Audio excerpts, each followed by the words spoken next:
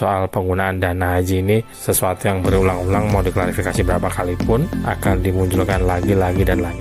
Oke, kita geser ke peringkat ke-1 ya, soal sebetulnya ini klasik ya Eka ya, ini agak-agak HLBK juga walaupun sekarang ini ya menggunakan kemasan yang lebih baru ya gitu. Yang agak mengherankan adalah sebetulnya sekilas pun untuk mereka yang nggak malas baca ya, kelihatan bahwa tangkapan layar atau screenshotnya ini menggunakan teknik yang klasik tradisional, yaitu ambil tangkapan layar atau screenshot lalu di blok dengan warna putih dan diketik ulang sehingga dari sisi fontnya itu tidak sesuai seperti standar font atau jenis huruf yang digunakan oleh CNN Indonesia. Jadi untuk sepekan belakangan, seminggu atau 2 minggu lah ya, itu selain CNN Indonesia ada juga media lain CNBC yang menjadi korban ya. Jadi diambil tangkapan layar atau screenshot lalu disunting-sunting, diedit gitu. Dan sekali lagi soal penggunaan dana haji ini sesuatu yang klasik karena di tahun-tahun sebelumnya sudah diklarifikasi berapa kali pun bahwa dana haji itu tidak dipergunakan untuk selain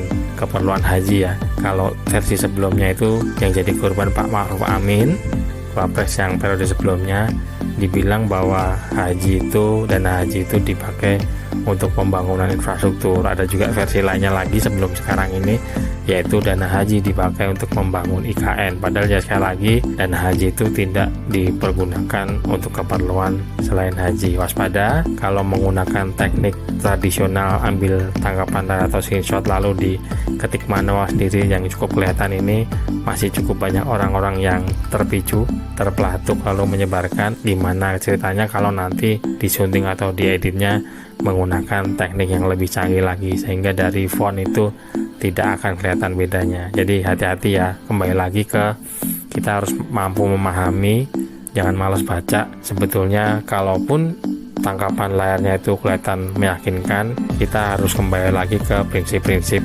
dasarnya media, bahwa media itu menggunakan bahasa Indonesia itu baku ya.